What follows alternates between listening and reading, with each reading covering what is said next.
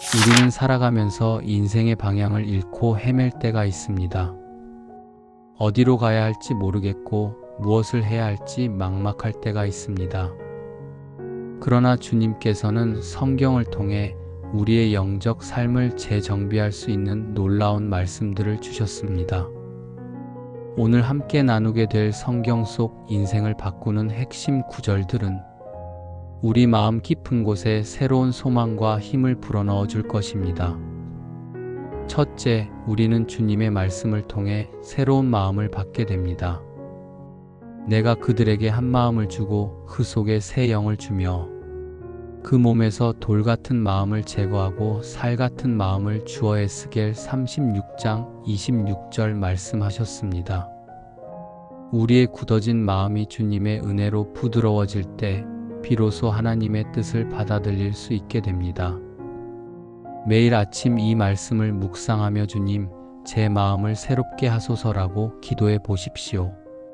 주님께서는 우리의 마음을 변화시키는 능력을 가지고 계시며 그분의 사랑으로 우리를 감싸 주십니다. 그럴 때 우리는 하나님께서 주시는 참된 평안을 경험하게 됩니다. 둘째, 하나님께서는 우리에게 참된 평안을 약속하셨습니다. 평안을 너희에게 끼치노니 곧 나의 평안을 너희에게 주노라. 내가 너희에게 주는 것은 세상이 주는 것과 같지 아니하니라. 요한복음 14장 27절 말씀하십니다. 세상의 평안은 일시적이고 불완전하지만 주님께서 주시는 평안은 영원하고 완전합니다. 우리가 어려운 상황에 처했을 때 이 말씀을 붙잡고 주님의 평안이 제 마음에 임하게 하소서라고 기도하면 됩니다. 그러면 이해할 수 없는 하나님의 평강이 우리 마음과 생각을 지켜주실 것입니다. 이런 평안 속에서 우리는 주님께서 예비하신 새로운 길을 발견하게 됩니다. 셋째, 주님께서는 우리 앞에 새로운 길을 열어주십니다. 보라, 내가 새 일을 행하리니 이제 나타낸 것이라 너희는 그것을 알지 못하겠느냐. 반드시 내가 광야의 길을 사막에 강을 내리라. 이사야 43장 19절 하셨습니다. 우리가 막막한 광야 같은 상황에 있을 때도 하나님께서는 새로운 길을 만들어 주십니다. 절망적으로 보이는 사막 같은 현실에도 생명의 강물을 흘러가게 하십니다. 매일 주님, 제 삶에 새로운 길을 열어주소서라고 간구해 보십시오. 주님께서는 우리가 상상할 수 없는 방법으로 새로운 기회를 주실 것입니다. 그런 경험을 통해 우리는 하나님의 신실하신 사랑을 깊이 깨닫게 됩니다. 넷째, 하나님의 사랑은 우리를 향해 끝이 없습니다. 여호와의 인자하심은 자비로우시며 그의 성실하심은 대대에 이르리로다. 시편 100편 5절 말씀하십니다. 우리가 실수하고 넘어져도 하나님의 사랑은 변하지 않습니다. 우리가 연약하고 부족해도 그분의 자비는 아침마다 새로워집니다. 주님의 사랑이 제 마음에 충만하게 하소서라고 기도할 때마다 우리는 그 크신 사랑을 실제로 경험하게 됩니다. 이런 사랑을 받은 우리는 다른 사람들에게도 그 사랑을 나누어 줄 수 있게 됩니다. 그리고 이 사랑 안에서 우리는 진정한 안식을 찾게 됩니다. 다섯째, 주님께서는 우리에게 참된 안식을 주십니다. 수고하고 무거운 짐 진 자들아, 다 내게로 오라. 내가 너희를 쉬게 하리라. 마태복음 11장 28절 하셨습니다. 우리가 인생의 무거운 짐을 지고 힘들어할 때 주님께서는 우리를 부르십니다. 그분께 나아갈 때 진정한 쉼을 얻을 수 있습니다. 매일 저녁 잠자리에 들기 전 주님, 오늘 하루 수고한 제게 참된 안식을 주소서라고 기도해 보십시오. 주님께서는 우리의 모든 염려와 근심을 어루만져 주실 것입니다.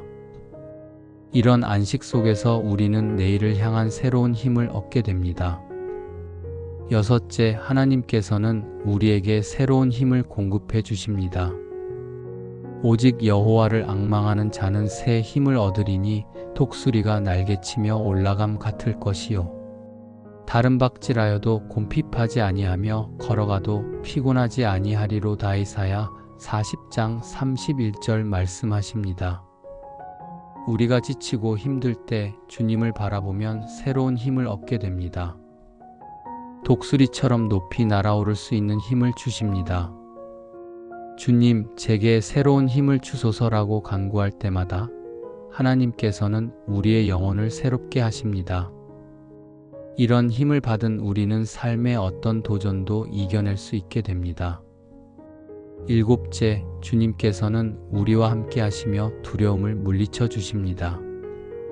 두려워하지 말라, 내가 너와 함께 함이라. 놀라지 말라. 나는 내 하나님이 됨이라. 내가 너를 굳세게 하리라. 참으로 너를 도와주리라. 이사야 41장 10절 하셨습니다. 우리가 미래에 대해 불안해하거나 현실의 어려움 때문에 두려워할 때 이 말씀이 우리의 방패가 됩니다. 주님, 제 마음의 두려움을 몰아내 주소서라고 기도하면 하나님께서 우리를 굳세게 하십니다. 그분이 함께 계시니 우리는 어떤 상황에서도 담대할 수 있습니다. 이런 담대함으로 우리는 하나님께서 계획하신 놀라운 축복을 경험하게 됩니다. 여덟째, 하나님께서는 우리에게 놀라운 축복을 예비하고 계십니다. 하나님이 자기를 사랑하는 자들을 위하여 예비하신 모든 것은 눈으로 보지 못하고 귀로 듣지 못하고 사람의 마음으로 생각하지도 못하였다고 고린도전서 2장 9절 말씀하십니다. 우리가 상상할 수 없는 좋은 것들을 하나님께서 준비해 두셨습니다. 때로는 그 축복이 보이지 않더라도 주님께서는 우리를 위해 최선의 것을 예비하고 계십니다. 주님의 축복이 제 삶에 나타나게 하소서라고 기도하며 믿음으로 기다려 보십시오. 하나님의 때에 그 놀라운 축복들이 우리 삶에 나타날 것입니다. 좋아요 버튼과 댓글로 여러분의 기도 제목이나 아멘을 남겨주시면 우리 모두가 함께 기도할 수 있을 것입니다. 서로의 기도를 통해 더 큰 은혜를 경험해 보시기 바랍니다.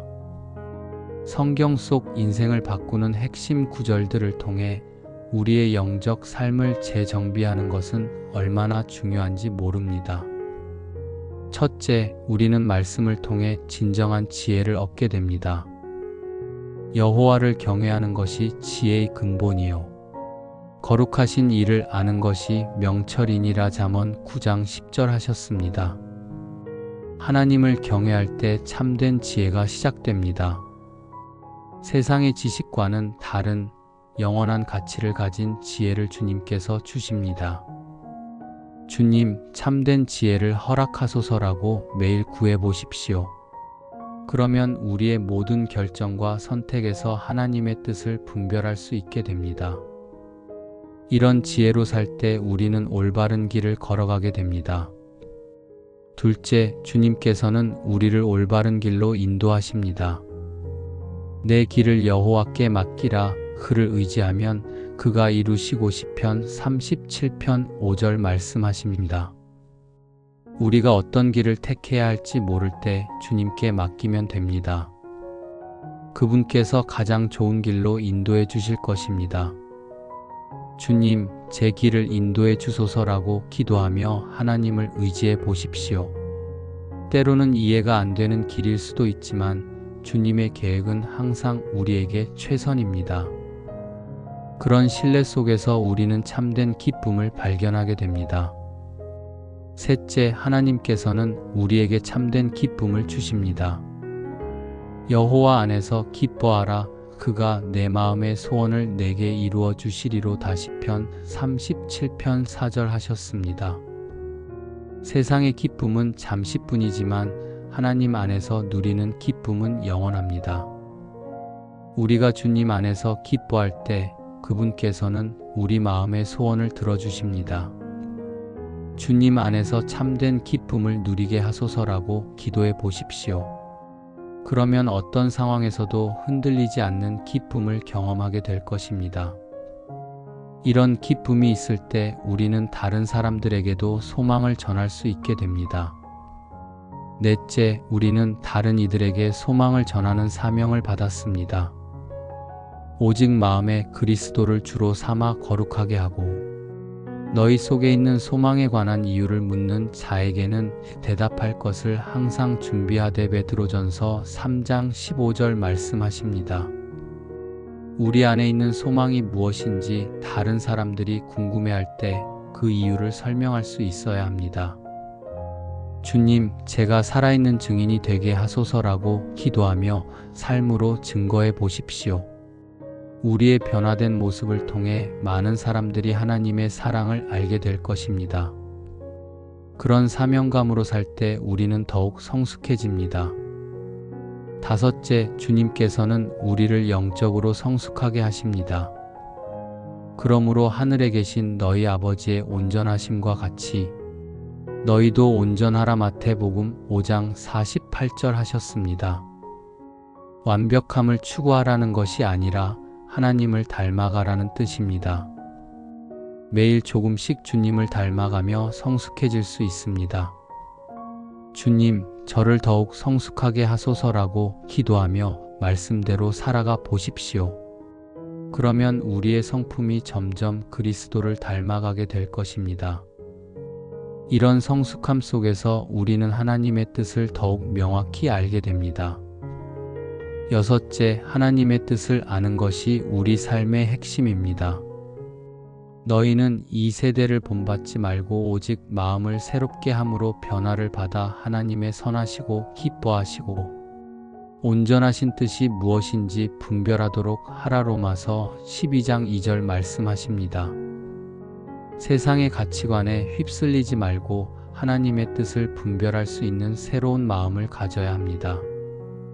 주님의 뜻을 분별할 수 있게 하소서라고 기도하며 말씀을 묵상해 보십시오. 그러면 모든 상황에서 하나님께서 원하시는 것이 무엇인지 알 수 있게 됩니다. 그런 분별력으로 우리는 견고한 믿음을 세워갈 수 있습니다. 일곱째, 견고한 믿음은 우리 삶의 기초가 됩니다. 그러므로 누구든지 나의 이 말을 듣고 행하는 자는 그 집을 반석 위에 지은 지혜로운 사람 같으리니. 마태복음 7장 24절 하셨습니다. 주님의 말씀을 듣고 실천할 때 우리의 삶이 반석 위에 세워집니다. 어떤 시련이 와도 흔들리지 않는 견고한 기초를 갖게 됩니다. 주님의 말씀 위에 제 삶을 세우게 하소서라고 기도하며 말씀대로 살아보십시오. 그러면 인생의 풍랑이 몰아쳐도 넘어지지 않는 믿음을 갖게 될 것입니다. 이런 믿음으로 우리는 영원한 상급을 바라볼 수 있게 됩니다. 여덟째, 하나님께서는 우리에게 영원한 상급을 예비하셨습니다.